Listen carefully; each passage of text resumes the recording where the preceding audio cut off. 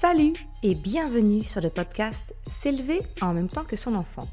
Je suis Maude, coach certifié chez Mercredi, mais surtout maman de 3 enfants. Sur ce podcast, je t'aide à conjuguer la bienveillance avec la réalité de ton quotidien de maman. Utiliser ton choix d'une parentalité bienveillante comme un accélérateur de ton propre développement personnel. T'aider à changer de regard sur les situations que tu vis avec ton enfant pour t'en servir, pour grandir et apprendre sur toi. Salut, je suis contente de te retrouver aujourd'hui pour un nouvel épisode de podcast, un épisode au format interview. Aujourd'hui, je suis très heureuse de te présenter Yannick Alain. Yannick, c'est un entrepreneur, un ancien commercial, qui est également aujourd'hui conférencier et surtout co-auteur du livre « Les gentils aussi méritent de réussir ». En fait, si je devais résumer Yannick, j'aurais tendance à le qualifier de bisounours qui a réussi et qui aide les autres bisounours de ce monde à réussir. J'ai rencontré Yannick lors de ma formation pour devenir coach et master coach certifié parce que c'était l'un de mes formateurs. Et j'ai tout de suite accroché avec l'énergie qu'il dégage, sa gentillesse qui se ressent même à travers une webcam et je pense que tu vas même pouvoir la percevoir à l'oreille avec ce podcast. À ce propos, je te glisse que Yannick et mon mentor, David Lefrançois, qui m'a formé au coaching, tous les deux ouvrent actuellement les portes de leur programme, la Neuro Business School. En fait, c'est un programme qui allie la gentillesse, la bienveillance, dans le cadre d'une création de business dans le marketing. Si ça t'intéresse, tu peux rejoindre la formation jusqu'au 20 novembre. Je te mettrai le lien en description de cet épisode. Bref, revenons-en au sujet du jour. Quand le livre de Yannick, Les gentils aussi méritent de réussir, c'est tout naturellement que je l'ai acheté, souhaitant retrouver ce sentiment de bien-être, de compréhension que j'avais vécu pendant ces cours. Et je t'avoue que je n'ai pas été déçue. Et j'y ai vu le lien avec ce que nous essayons de faire passer, nous, en tant que parents, à nos enfants.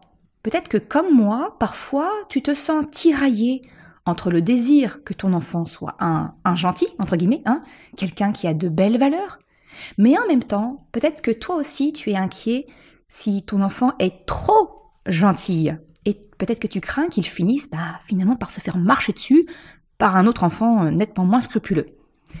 J'ai alors proposé à Yannick cette interview pour te démontrer que l'on ne peut pas être trop gentil. Le tout, en fait, c'est vraiment de redéfinir la gentillesse et de la placer au cœur de qui on est pour pouvoir l'étendre aux autres. Mais pour cela, je vais laisser Yannick en parler. Il le fera nettement mieux que moi. Notre échange est donc à considérer pour ton enfant, naturellement, mais également pour toi. Ne l'oublie pas. Je te laisse avec l'échange que j'ai eu avec Yannick. Bonne écoute! Bonjour Yannick, écoute, je suis super contente de te recevoir sur le podcast pour parler avec toi.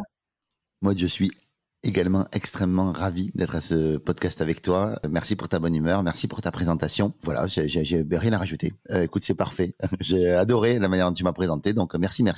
Un bisounours qui réussit et qui aide les autres à réussir, ça me plaît énormément. Ça te va bien? C'est tellement ça. Super. Écoute, ce que je te propose, c'est qu'on rentre directement dans le vif du sujet, ce qui intéresse les parents qui écoutent le podcast. Toi, ton truc, et c'est comme ça que je t'ai présenté et que je t'ai connu, ton truc, c'est vraiment la gentillesse. C'est ta valeur forte que tu mets en avant et que on dit souvent trop beau, trop con. J'aime bien d'ailleurs dans ton bouquin quand tu écris que bon ne s'écrit pas, s'écrit bien avec un B, pas avec une autre lettre. Avec un C, ouais. Bon, ne s'écrit pas avec un C. Non, mais c'est vraiment ça et tu as tout à fait raison en fait de le mettre en avant parce que oui, j'ai vraiment envie de mettre en avant cette valeur-là parce que c'est une valeur qui, selon moi, a été dévoyée durant toutes ces années. J'ai eu même moi à un moment donné honte d'être gentil, alors que la gentillesse en réalité est juste une expression de l'amour, comme l'est la générosité, comme peut être d'autres valeurs quoi. Oui, c'est quelque chose qui me touche particulièrement et je trouve qu'on ne donne pas suffisamment la part belle aux gentils, alors que je n'ai pas envie de vivre dans un monde dans lequel la gentillesse n'existe pas, comme le dirait Keanu Reeves. Et vraiment, ça m'intéresse pas en fait. J'ai pas envie parce que la gentillesse est une qualité d'être. Et souvent, dans le monde dans lequel on est, on donne peu d'importance aux qualités d'être et beaucoup plus d'importance et de valeur aux qualités de faire. Complètement. Et je trouve en fait que cette qualité d'être en fait mérite tout le spotlight et toute la lumière qu'elle mérite, tout simplement parce que c'est une valeur qui non seulement n'est pas une entrave pour le business, nos ambitions et tout ça, mais en plus pour moi c'est une vraie valeur qui peut t'aider justement à réaliser tes rêves, vraiment profondément, et à les réaliser en plus avec douceur, à les réaliser avec les bonnes personnes, à les réaliser avec de la joie, à les réaliser avec de l'amour. Et je trouve ça vraiment chouette. Alors ça peut paraître bisounours, mais en même temps on va présenter comme ça, donc en même temps, On assume. on va assumer pleinement le truc. Et puis voilà, et ça me va très bien comme ça. Et puis surtout qu'un monde de bisounours, c'est quand même beaucoup plus agréable que de vivre dans un monde où voilà, on se fait marcher dessus, où c'est je me crois plus haut que toi si je t'écrase, voilà, enfin c'est juste Ouais. c'est juste Et c'est le premier réflexe en fait, c'est quand je me sens inférieur, ben je vais tout faire pour me sentir supérieur et pour essayer de t'écraser. Et quand on réfléchit un peu, qu'on met de la conscience dans tout ça, on se rend compte que c'est peut-être pas la bonne solution en fait finalement, et que finalement on a quand même beaucoup plus intérêt à montrer l'exemple d'amour et de gentillesse, y compris dans le business, dans le monde professionnel et dans la vie en général, que de montrer la facette, on va dire, dark et combat qu'on peut avoir. Moi, je peux me battre pour ce que je veux, je peux aller tout ça, mais en même temps pas contre les autres. Je peux me battre contre moi-même, sans problème. Mais je me bats pas contre les autres. Voilà, c'est plus ça. En fait, à une époque, je faisais de la boxe. En fait, le combat, il est surtout contre soi-même. En fait, il est pas vraiment contre l'autre en soi. Donc ouais, je crois profondément qu'on doit avoir cette capacité, en fait, pour moi, à développer cet amour, cette gentillesse, parce qu'en plus, c'est contagieux. Et que comme c'est contagieux, ben, quand on l'est vraiment, quand on convainc l'autre, quand l'autre comprend qu'on est vraiment gentil, qu'il n'y a rien derrière, qu'il n'y a pas d'embrouille, que ben, du coup, l'autre se dit, waouh, et si quelqu'un que je trouve inspirant, que je trouve intelligent, que je trouve être une belle personne, que je trouve être quelqu'un qui sait s'affirmer, que je trouve être quelqu'un que j'admire, se donne l'autorisation d'être gentil, est-ce que moi je peux pas me le permettre aussi? Et donc c'est en ça que je trouve que c'est une belle contagion à amener. En fait, alors, à ce moment, l'idée de contagion avec le Covid, tout ça, c'est pas simple, mais j'aime cette idée de me dire, et si je me contaminais à l'amour et je contaminais les autres aussi à la gentillesse, à l'amour, à tout ça, bah, je trouve que c'est une belle mission, quoi. Je trouve que le monde irait beaucoup mieux comme ça. Même si évidemment il a son lot de difficultés, le monde, et je me cache pas derrière ça. Il a son lot de difficultés, son lot d'horreur, son lot de voilà. Mais je crois au fondement, intrinsèquement, qu'il n'y a pas de mauvaises personnes. Il n'y a que des gens blessés. Je crois qu'il n'y a que des gens blessés. Alors là, tu peux pas dire quelque chose qui me touche plus que ça. Alors, j'ai envie de te dire, c'est la genèse même du parent que je suis. Du site Mercredi, du podcast S'élever en même temps que son enfant. Moi, j'ai subi un harcèlement en primaire quand j'étais petite. Ouais. Et pendant longtemps, j'en ai voulu à la petite fille intérieure de pas s'être défendue. J'en ai voulu à cette petite fille qui liguait tout le monde contre moi et qui m'a fait vivre un enfer.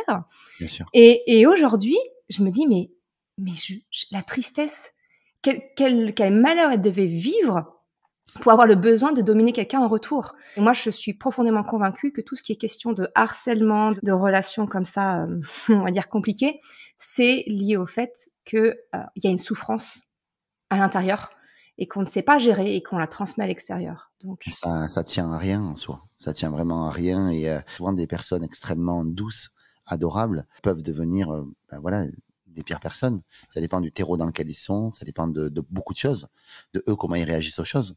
Moi, il y a un film comme ça qui m'a énormément marqué, c'est le Joker, le dernier Joker, parce que on voit que finalement comment l'horreur se crée. En fait, comment lui de son côté, voilà, il a une mère qui le méprise. Il est dur d'ailleurs ce film. Je l'ai pas revu 2 fois parce que je l'ai trouvé très très dur. Il a une mère qui le méprise. Il a un contexte où on le prend pour un guignol tout le temps, pour un nul et tout ça. Et puis au bout d'un moment, il pète un plomb en fait. Il pète un plomb en fait. Et voilà, alors qu'à la base, il a un cœur comme tout le monde.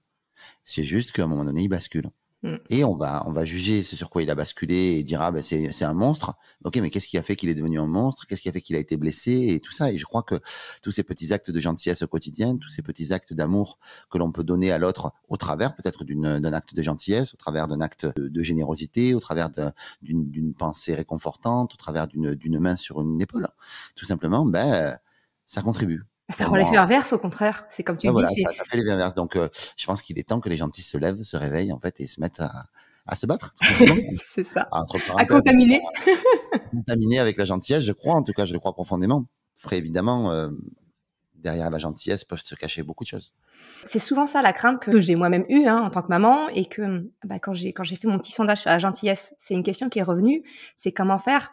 C'est ce côté d'être trop gentil, de se faire mâcher dessus. Et ça, c'est la crainte de beaucoup de parents. C'est d'un côté, En fait, finalement, les parents ont cette ambivalence. C'est d'un côté, ils veulent encourager cette valeur de la gentillesse chez leur enfant, mais d'un autre côté, ça leur fait peur de se dire, mais si mon enfant est trop gentil, eh ben, il va se faire marcher dessus, il va se faire écraser et il va devenir victime. Je crois que, en fait, il faut détourer les choses en fait en amont. C'est-à-dire que pour moi, en fait, c'est déjà s'interroger sur ce qu'est la gentillesse réellement et s'interroger sur le pourquoi. Est-ce que je suis gentil? Normalement, la gentillesse, c'est un acte désintéressé qui fait plaisir à l'autre. Ok? En tout cas, qui est dans une intention de faire plaisir à quelqu'un. Ok. Partons de ce postulat-là.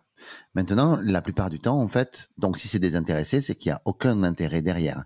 Donc il n'y a aucune attente de retour derrière. Sauf que la plupart du temps, en fait, oui, les gens n'attendent pas de l'argent avec la gentillesse. Les gentils qui se disent vraiment gentils disent non, non, moi, j'attends pas ça. Et d'ailleurs, c'est une des raisons pour lesquelles même j'ai voulu arrêter d'écrire le livre au tout début. Je me suis interrogé, j'ai voulu arrêter d'écrire le livre parce que je me suis dit, en fait, t'es pas honnête, Yannick. En fait, t'es pas quelqu'un d'honnête. Pourquoi? Parce qu'en réalité, j'avais cette sensation qu'en réalité, j'achetais quelque chose avec ma gentillesse.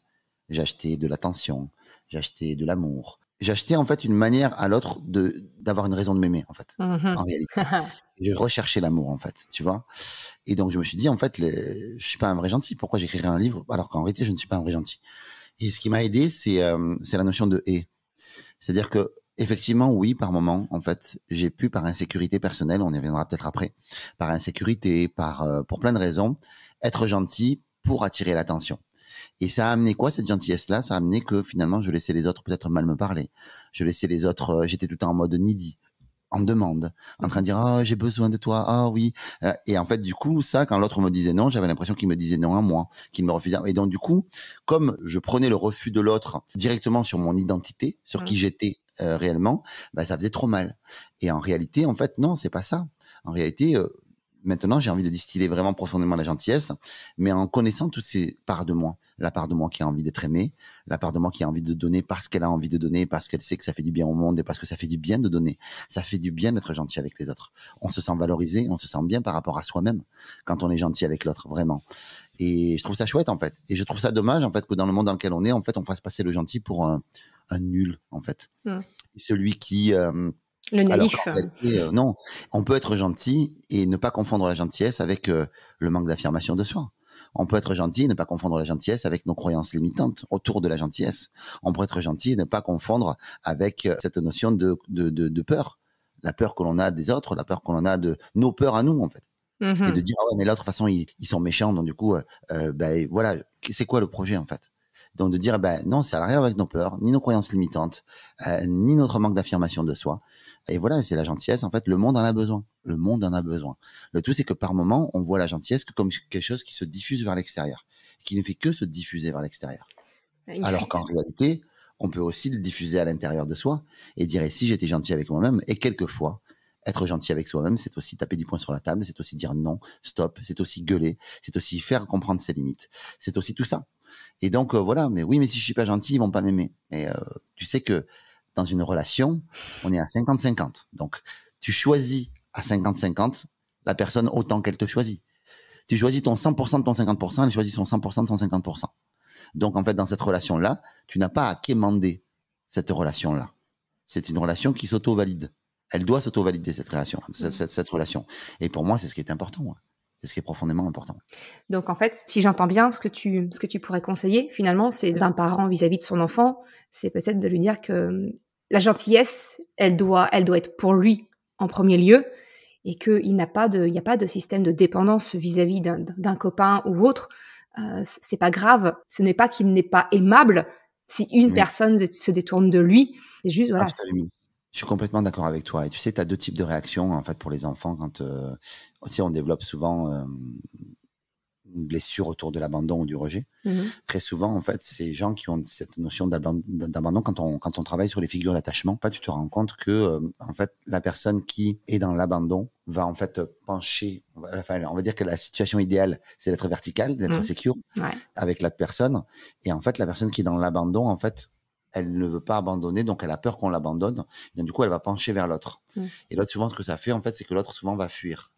Parce que la personne va pencher, en fait, vers l'avant, donc la personne va fuir. Pour garder la parallélité entre les deux. C'est ça. Ben, en fait, c'est important en fait de se dire de se verticaliser dans la relation. Et tu as d'autres types de personnes qui sont dans le rejet, eux, qui sont plutôt dans le rejet. Et du coup, eux, leur réflexe, comme ils se sont sentis rejetés et que la douleur a été si intense pour eux, c'est de rejeter avant qu'on les rejette. Ouais. Donc, quand tu as quelqu'un qui a une figure d'attachement abandon et donc qui est fusionnel, et une personne qui a une figure d'attachement rejet et donc du coup qui est plutôt fuyant, ben du coup ça fait du suis-moi je te fuis-moi je te suis. Ouais. Et des fois ça peut s'inverser, tu vois. Et donc c'est important juste d'apprendre à se verticaliser dans la relation et d'apprendre que ouais je vais te donner de l'amour, ouais je suis là, oui je te trouve sympathique et j'adore et je te valide, mais toi tu dois me valider aussi. Et puis c'est pareil, si toi tu me valides, moi je dois te valider aussi. Et donc du coup, ça permet en fait de rééquilibrer les choses. Et au moins de se dire qu'on mérite autant d'être aimé que la personne. Parce que c'est toujours pareil, en fait, on voit la personne sur la vitrine que l'on voit, mais on ne connaît pas la personne dans sa globalité. On est tous des diamants avec de multiples facettes. Et ce que l'on cherche à montrer au monde, souvent, c'est nos plus belles facettes. Tant qu'à faire. Ou nos facettes qui sont affichées et que l'on assume, en tout cas, que l'on assume pleinement. Ben, je crois profondément qu'on peut aller aussi se dire que derrière, il y a plein d'autres facettes et qu'on est beaucoup plus complexe que ce que l'on voit. Et que pour connaître quelqu'un, ça prend du temps. Il faut le connaître dans toutes les situations, comment il est avec ses parents, quand il est en colère, comment il est quand il est malade, comment il est quand il est hyper joyeux, comment il est quand personne ne le regarde. Aussi, c'est une bonne question, ça aussi. Qui je suis quand personne ne me regarde? Qui je suis? Et c'est une bonne question à s'interroger. Et souvent, on va comparer notre arrière-boutique, nous, que l'on connaît bien, avec toutes les machines derrière, avec la vitrine des autres. Mais en fait, une arrière-boutique, c'est toujours plus moche, tu vois. Et on va se comparer à ça. Et je trouve ça dommage. En fait, c'est une phrase que je dois à un frère, un ami qui s'appelle Pierre Garcia. Et je trouve que elle résume bien les choses, en fait. Je trouve parce que souvent, on va dire, ah ouais, mais moi, je le vois. Des gens, des fois, voient ma réussite, voient mon business. Et c'est normal parce que c'est ce que je montre aussi, hein. Donc, du coup, je suis pas une victime de ça, ok? Mais les gens voient ma réussite, voient les millions, voient Internet, voient la popularité, voient les événements avec des centaines de personnes, voire des milliers de personnes que je fais. Et donc, du coup, ils voient ça et ils se disent, waouh! C'est tellement inspirant, waouh, c'est tellement génial, waouh, t'es trop fort. Et ils idéalisent, on va dire, l'entrepreneur que je suis. Ouais. Et en fait, en réalité, ben non. En fait, je suis anxieux. En réalité, des fois, j'ai du mal à remplir. Et je fais des mauvais choix. Voilà, j'ai Humain. ouais, voilà. J'ai plein d'insécurités. Et ces insécurités-là, ben, je crois que voilà, elles méritent tout simplement d'être levées, on va dire, et d'être, en tout cas, d'être assumées. Tu vois, ces insécurités-là, parce que elles aident les autres aussi au fait que, ah ouais, je me sens en insécurité, je suis pas anormal, quoi. Tu vois, et voilà, il y a plein de raisons à l'insécurité, tout ça. Mais en tout cas, pour revenir sur le sujet principal que tu me disais, où tu me disais que par rapport à cette notion d'affirmation de soi, la gentillesse, oui, à condition aussi d'apprendre à se donner de la gentillesse aussi. C'est ça. Voilà. Et c'est pas plus ou moins que les autres, c'est donne-toi-en toi aussi. Moi, je sais pas, j'ai pas encore réussi à comprendre. Je le comprends à demi-mot, mais pour quelle raison on dit toujours oui, c'est toi d'abord. C'est d'abord toi d'abord. Je comprends parce que tu es la personne avec qui tu vas passer le plus de temps dans ta vie, c'est toi. Donc du coup, c'est normal, tu vois, je comprends tout ça. Tu vois, mais je trouve que tellement que la spiritualité New Age et le développement personnel tel qu'on peut le voir en fait crée tellement de petits narcissiques et de petites personnes en fait qui d'un seul coup se disent ah, je pense qu'à moi, je pense qu'à moi, je pense qu'à moi, que je crois que c'est juste équilibré. C'est dire oui, contribue au monde autant que tu penses à toi, mais ne le fais pas parce que dans le fond, je suis d'accord qu'il faut s'accorder cette notion de masque. D'abord, mets le masque sur toi parce que tu pourras aider les autres par la suite. Je suis complètement d'accord avec ça, sur tout ça. Je veux juste aller sur les petits narcissiques que ça crée, en fait. Et ça révèle, en fait, moi aussi, je suis narcissique, hein, c'est OK. On est tous. D'accord. Mais oui, on l'est tous. Et le tout, c'est comment est-ce qu'on peut ne pas basculer dans un narcissisme qui devient toxique pour soi et pour les autres. Et aller dans un narcissisme qui est sain. Et donc, voilà, et c'est ça, je trouve que ce type de phrase-là, en fait, de dire d'abord soi, faut juste y apporter la nuance derrière. Parce que je crois que ce qui définit une bonne personne, une belle personne, c'est sa capacité à se comporter avec les autres.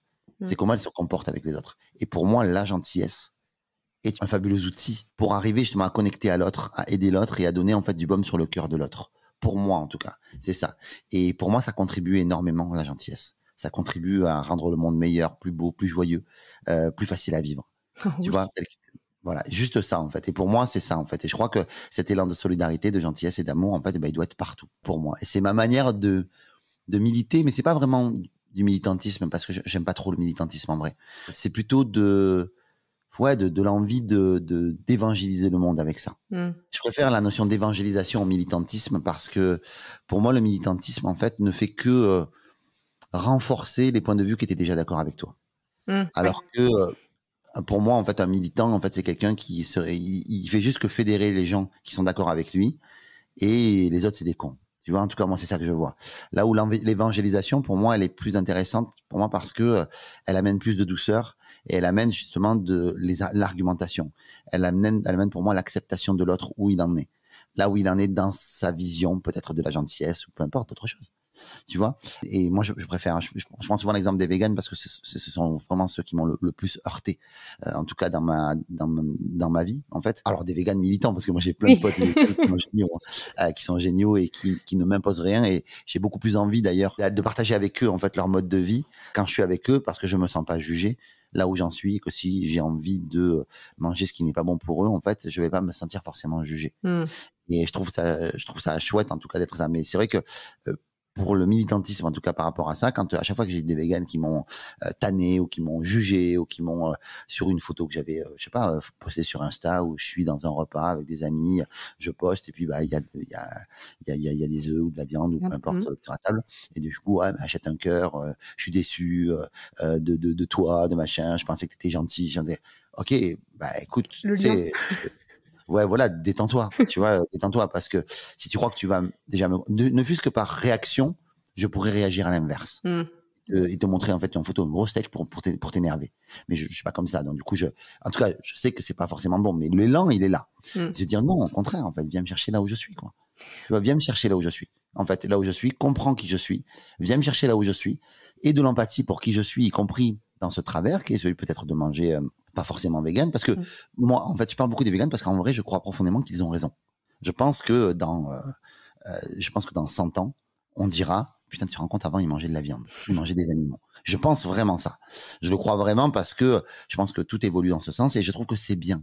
Mais dis-toi que moi, je suis né comme ça. Je suis né avec cette culture là. Je suis né avec tout ça. Et voilà. Et donc, je crois que de la même manière que pour la gentillesse, j'aime bien ce côté évangélisons le monde plutôt que de militer.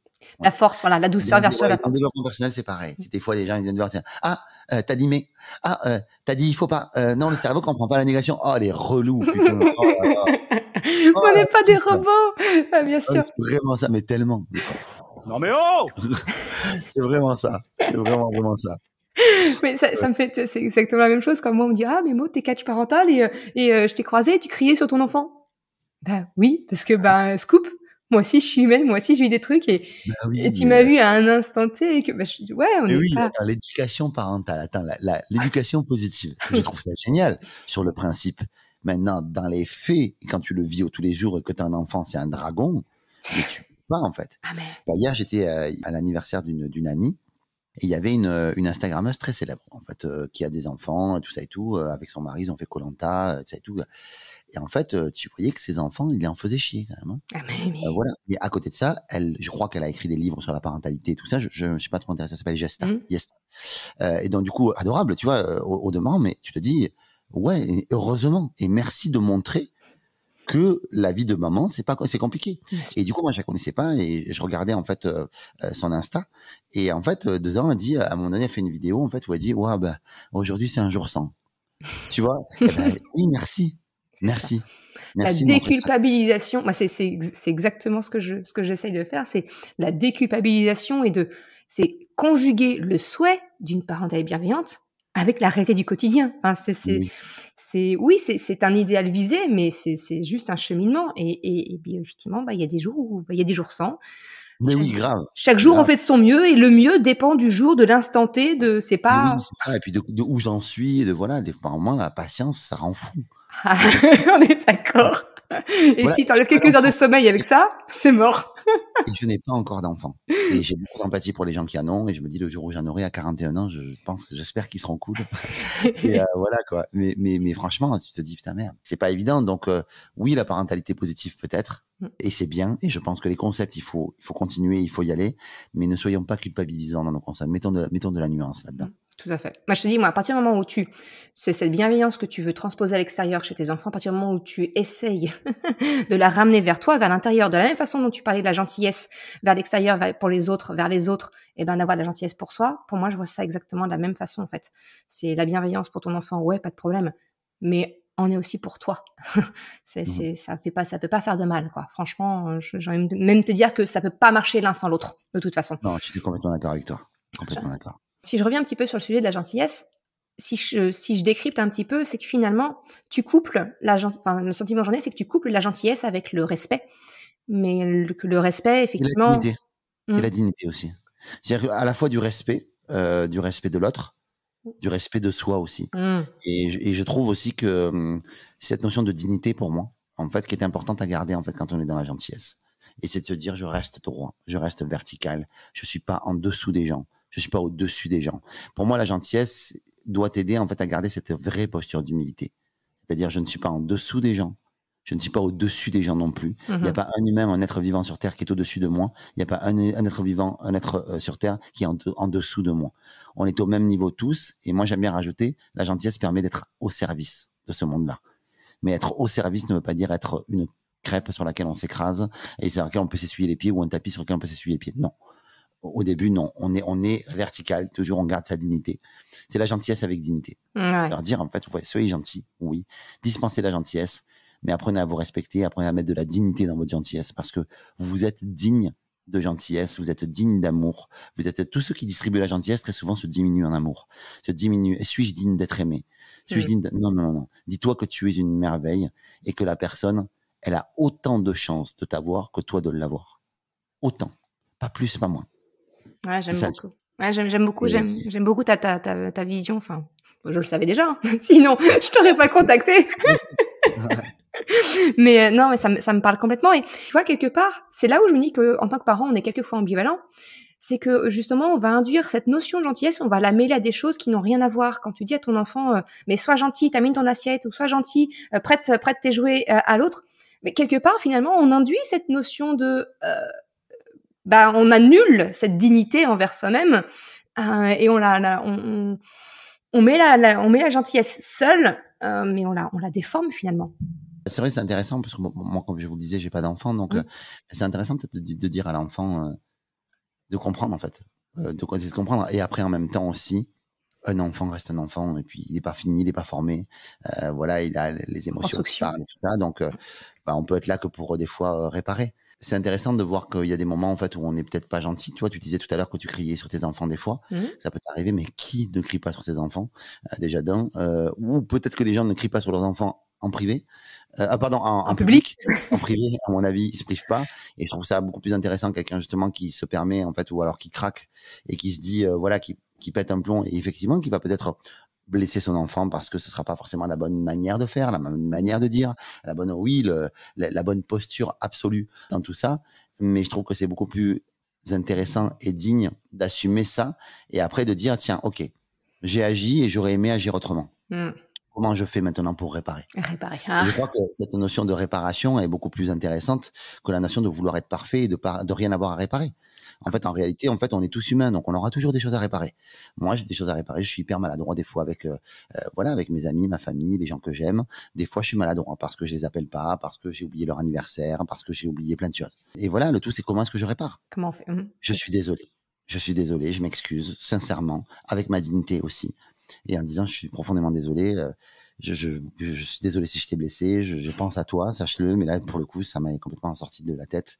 Et en fait, voilà. Et voilà. Et c'est tout. Et comment est-ce que je répare ce que j'ai voulu ou pas voulu faire? Bref, voilà. Super. Écoute, merci Yannick. Et en fait, j'ai vraiment envie de terminer cet échange avec toi. Je trouve ça hyper intéressant que tu aies résumé la gentillesse avec la dignité. Voilà. À partir du moment où on colle les deux ensemble, oui. On peut pas être loin de ce que c'est réellement finalement et de ce qui est important à transmettre. Voilà, si on veut apprendre, si on veut inculquer cette valeur de gentillesse à son enfant, effectivement, dire ok, oui, la gentillesse bien sûr, mais reste digne, respecte-toi, respecte l'autre et on est égaux les uns envers les autres. Il n'y a pas dans une relation comme tu disais, voilà, 50-50. Et je pense vraiment que ça résume tout finalement. Ça donne la posture à suivre, à essayer d'accompagner notre enfant et même nous-mêmes dans nos relations d'adulte à adulte. Il y en a pas un plus fort que l'autre, il y en a pas un qui est dépendant ou vis-à-vis. C'est de regagner cette verticalité que tu nous parlais dans l'échange. Je pense que ça résume vraiment bien les choses. Je crois. Après, bon, il y a tellement à dire. Bien sûr. Donc, voilà. Mais ouais, je crois que c'est juste apprendre à te verticaliser, apprendre à t'aimer suffisamment pour que tu n'aies pas autant que ça besoin de la validation de l'autre. L'extérieur. Et garde ta dignité. Ça va avec l'amour de soi. Et tu sais, j'aimerais bien conclure avec... tout à l'heure, tu disais que tu grondais la petite... tu en voulais à la petite Maud. La petite Maud, ouais.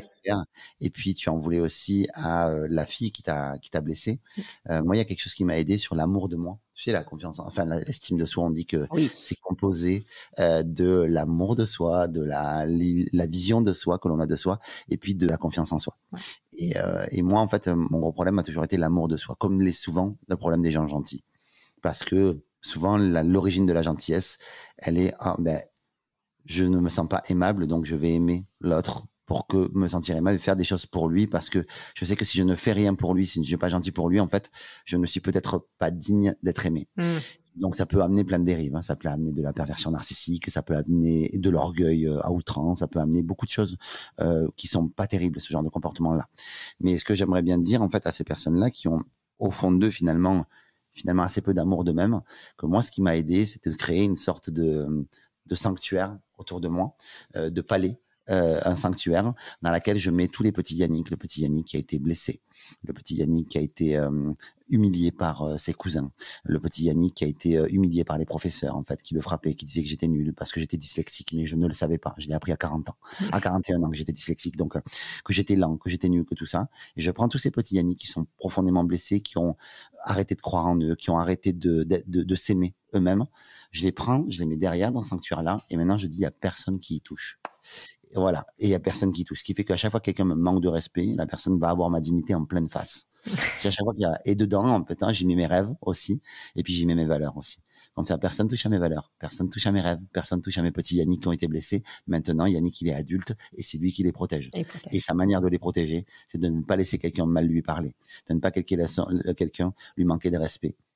Et je trouve ça, en tout cas, ça m'a beaucoup aidé à m'apporter beaucoup plus d'amour de moi. Parce que autant j'arrivais pas à faire les choses pour moi-même, et autant pour les petits Yannick intérieurs, pour les petits enfants intérieurs et les petites versions de Yannick qui ont été blessés, là, je suis prêt à me battre. T'es capable, voilà. Là, le lion est capable de sortir. Voilà. Comme je suis prêt à me battre pour ma famille, pour mes amis, pour ma femme. Voilà, comme je serais prêt à me battre, mon compagnon de vie, puisque je sais qu'il y en a beaucoup, qui sont pas forcément hétéros, et c'est ok. Mais voilà, mais en tout cas, protéger ces gens-là, protège au moins les petits toits autant que tu protégerais ces gens-là. Et ça, je trouve ça cool. Parce que du coup, tu laisses plus les gens manquer de respect. Exact. Ouais, j'avais vu ça. Et tu vois, c'est chouette que t'en parles parce que j'ai vu en suivant, je suis ton compte Instagram, et j'avais vu cette photo de toi enfant que t'avais partagée. Et ça m'a donné envie d'aller rechercher des photos de moi, petite. Au moment où je sortira l'épisode, mon post Instagram sera sorti, mais je m'en suis servi également. Parce qu'effectivement, je me suis rendu compte que si je me rapproche, c'est penser à la Maud d'enfant, c'est une chose, mais la voir, ça réveille encore plus, j'ai envie de dire, mon instinct de protection. C'est narcissique, au possible. J'ai une photo de moi, petite. Ouais, mais voilà, c'est mon moyen de me souvenir de ça, et comme tu dis, d'avoir mon sanctuaire et de dire, elle, pas touche.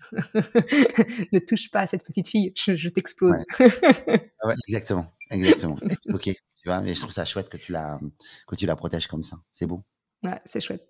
Bah écoute, merci beaucoup Yannick pour cet échange. C'est vraiment chouette. Comme tu dis, il y a encore plein de choses à dire, mais tellement. On va rester concis. Et pourquoi pas, ça pourra faire l'objet d'une suite à l'avenir éventuellement. Ça pourrait être chouette. Avec plaisir, Maud. Écoute, merci beaucoup Yannick. Je te remercie. Merci à toi, Jou. Merci, à bientôt. Ciao. Ouais, je t'envoie plein d'amour. Bisous, ciao. Merci. Et merci à vous de l'écouter, en fait. Je crois que tu as écouté ce podcast jusqu'au bout. Tu suis Maud. Sois béni sur 18 générations. Sache-le. Déjà béni sur 18 générations. Et si tu le partages, tu auras le pouvoir de bénédiction. Voilà. Ah, mais alors là, que dire de plus? C'est tout bon. Ah oui, c'est ça. Attends, le tout, c'est d'y croire, en vrai. C'est ça. Bisous, ma Maud, et bisous tout le monde. Salut, ciao. Merci beaucoup, Yannick. Merci d'avoir écouté cet épisode jusqu'à la fin. Tu retrouveras les liens mentionnés en description de l'épisode ou bien dans sa retranscription sur le site merrecredi.com. Si tu as aimé cet épisode, s'il t'a été utile, je t'invite à le partager, à en parler autour de toi. Ou, si le cœur t'en dit, de me laisser un commentaire et une note de 5 étoiles sur Apple Podcast ou Spotify. Cela me permet de faire connaître le podcast et m'encourage à progresser. Un grand merci à celles et ceux qui prennent le temps de le faire ou de m'envoyer un message privé si leur plateforme d'écoute ne le permet pas. Je te souhaite une excellente journée, après-midi, soirée, quel que soit le moment où tu écoutes et je te dis à la semaine prochaine pour un nouvel épisode. Ciao!